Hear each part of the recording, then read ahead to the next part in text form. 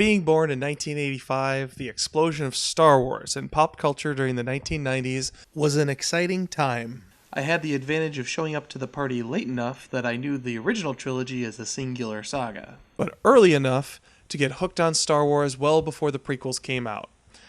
Almost every generation had its own Star Wars trilogy. In the 80s, it was the original trilogy. In the aughts, it was the prequel trilogy. And now in the teens, it's the Disney trilogy. The 90s did not have a trilogy. Instead, we had the expanded universe, a vast tapestry of stories, magazines, memorabilia, and toys. This is the Star Wars I knew.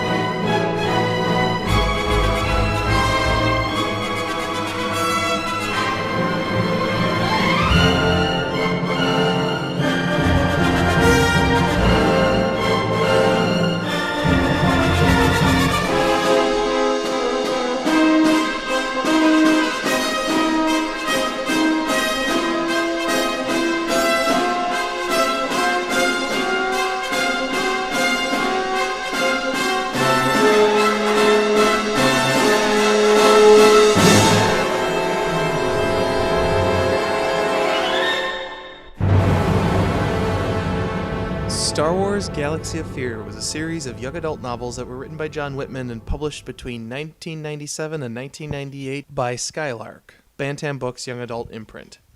Those of you who are familiar with this area of Star Wars fiction know how good the covers to the Bantam books were, many of them illustrated by Drew Struzan himself. The Galaxy of Fear covers came in two varieties. There were standard covers by poster artist Steve Chorney, or if you really like shiny things, there was a limited edition lenticular cover for each of the books. At least they were better than the covers that the Dutch got. That's just disgusting. Basically, Galaxy of Fear was Star Wars' belated response to R.L. Stine's extremely popular Goosebumps franchise. That's what Star Wars in the 90s was all about. Oh, you like Micro Machines? Well, check out the Star Destroyer the size of my thumb. What? Doom's creating a revolution on PC? But does it have stormtroopers? I don't know about you guys, but after a long day of playing with my Micro Machines and shooting Imperials on my PC, I'm pretty famished, and I think I might have a toad in the hole. Or actually, let's make that Twin Sun toast.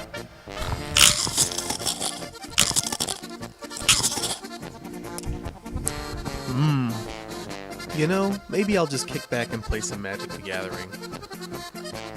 Please don't make me play the Star Wars customizable card game. No, seriously. Sure, well maybe if I can figure out how to play.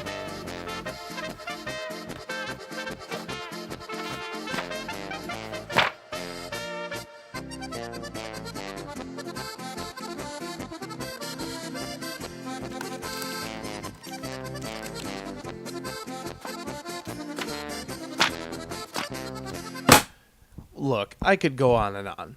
The point is, Galaxy of Fear was a set of YA novels that showcased a slightly darker tone, page-turning cliffhangers, and lots of cameos from the original film, including everyone's favorite villain, Darth Vader, everyone's favorite perimeter droid, BT-16, and Grand Admiral Thrawn? Now, this I need to check out. The Swarm, like all the books, star orphans Zack and Tash, who lost their parents when the Empire destroyed Alderaan. They've joined with their uncle, Hool, a shapeshifter, and together they are traveling the galaxy looking for safe harbor from the Empire. The story opens with the three traveling to the planet Skur. That's one thing you have to love about the 90s. When you're looking for a character name and can't think of anything, just string together a bunch of consonants and connect them together with an apostrophe or two. So the three fugitives land on Skur to meet with local bug-like humanoids, in particular ones named Vroon and Shashank, who share their garden with the troubled threesome. Zack and Tash go exploring, and not long after which Zack nearly kills an aggressive drog beetle and is nearly killed by an even more aggressive bat-like creature called a Shreve. Zack accidentally kills the Shreve, only to discover that the garden has a unique ecosystem in which the drog beetles pollinate the plants but ravage the vegetation, and the Shreves keep the drog population in check. The strong ecological message of the Swarm feels like it's right out of one of those old Jedi Prince books, but I guess that's a story for a later video. You guys probably don't need any introduction to the guy who shows up next. After all, he's only one of the coolest expanded universe characters ever created, and easily one of the most prominent ones to jump from Legends back into canon after Disney acquired the rights to Lucasfilm and wiped away the old continuity. Created by Timothy Zahn, he's the ultimate Imperial officer. He rose through the ranks of the Empire despite being an alien, using his ruthless cunning and blisteringly effective tactical skills.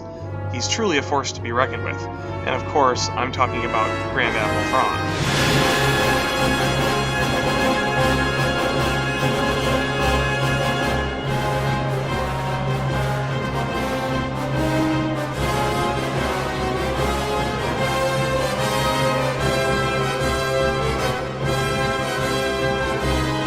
Sure, I know if you want to learn more about Grand Admiral Thrawn around the time of A New Hope, I could just go read Timothy Zahn's new book, Thrawn. But why look for a canon answer when there's a 90s Legends answer right here in front of me? Let's see what happens. Here at Captain, Thrawn takes his shuttle along with a pair of lieutenants down to the garden, where he quickly explains why he's come. He's there to study the art of the botany that Vroon has on display in his garden. He wants to understand the garden because he wants to understand Vroon's people.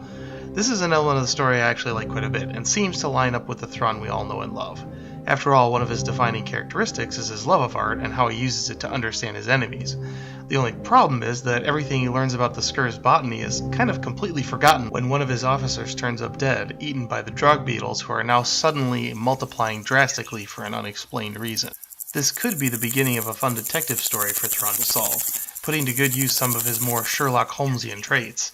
The only problem, of course, is that there are only two people on the planet that could have been responsible for killing the officer, Vroon or Shashank. Guess which one did it?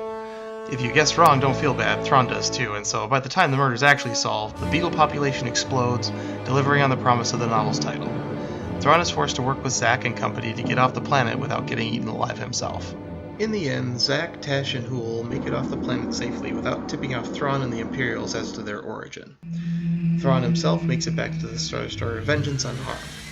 Along the way, there's some really great sequences of Imperials getting eaten alive by swarms of bugs, a truly awesome scene in which Hool uses his shape-shifting abilities to rally the Shreves against the rapidly growing Drog population, and an interesting dynamic in which Thrawn and our heroes are forced to work together to survive. Now, I'll be honest, if you're only going to read one, Timothy Zahn's Thrawn or John Whitman's Galaxy of Fear the Swarm, I'd probably recommend you read Thrawn by Timothy Zahn. Of course, he created the character, and he brings a gravitas that no one else has been able to replicate since. However, that said, if you're a 90s Star Wars fan like me, maybe try giving Star Wars Galaxy of Fear the Swarm a try. While the consensus of the Galaxy of Fear books is somewhat of a mixed bag, the earlier books being a bit slavish to an undercooked story arc, and the later ones thriving on unique situations and a more creative use of the movie and expanded universe characters, this is a series that's definitely worth going back and giving a try. The Swarm is only one of 12, and among the other stories are ones like The City of the Dead, featuring Dr. Ezvan's Undead Army or Clones, a book which features none other than a clone of Darth Vader himself. One of the things I genuinely love about Star Wars during the 90s is they hadn't quite determined the shape of the galaxy outside the tapestry of the films. There was no story group calling the shots, which lent itself to a lot of creative storytelling, sometimes wildly successful, sometimes gravely disappointing. At the end of the day, Galaxy of Fear embodies that sentiment nicely. If you like Grand Admiral Thrawn, The Swarm isn't a bad one to pick up, but if you're at a used bookstore and you run across one of the others, take a chance on it. Regardless of which one you choose, just remember, the Force will be with you. Always.